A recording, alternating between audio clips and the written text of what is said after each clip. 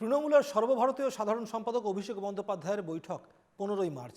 Voter তালিকা ইস্যুতে হবে ভার্চুয়াল বৈঠক। রাজ্য বিধানসভায় দাঁড়িয়ে প্রথমবার ভুতুরে ভোটার ইস্যুতে সুর চড়িয়েছিলেন মুখ্যমন্ত্রী মমতা বন্দ্যোপাধ্যায়। এরপর নেতাজি ইন্ডোরে তৃণমূলের মেগা সমাবেশ মঞ্চ থেকেও একই ইস্যুতে সরব হন তিনি।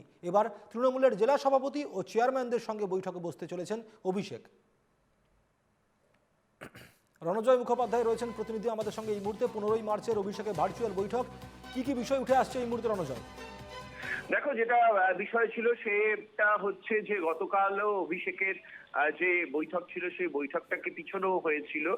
অর্থাৎ 15ই মার্চ অভিষেক বন্দ্যোপাধ্যায় ভার্চুয়ালি বৈঠক করবেন ভোটার তালিকা নিয়ে। সেই বিষয়টা পিছিয়ে 16 তারিখ করা হয়েছিল, 16ই মার্চ করা হয়েছিল। এবং তারপরে সূত্রের খবর যেটা, ফের কিন্তু এই দিন বদল হয়েছে। তৃণমূল কংগ্রেসের সর্বভারতীয় সাধারণ সম্পাদক ভোটার তালিকা নিয়ে বৈঠকে বসতে চলেছেন। 15 তারিখই ভার্চুয়াল বৈঠক হবে। 15 তারিখ দুপুরবেলা এই বৈঠক হতে চলেছে।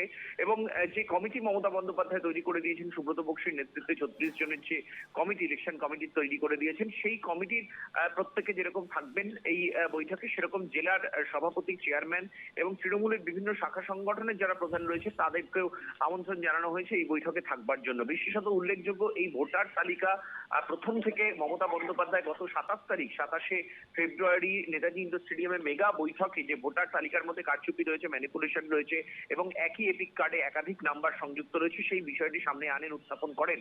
এবং তারপর থেকেই তৃণমূল কংগ্রেস কিন্তু গুরুত্বপূর্ণ পদক্ষেপ নিচ্ছে এই ভোটার তালিকা নিয়ে।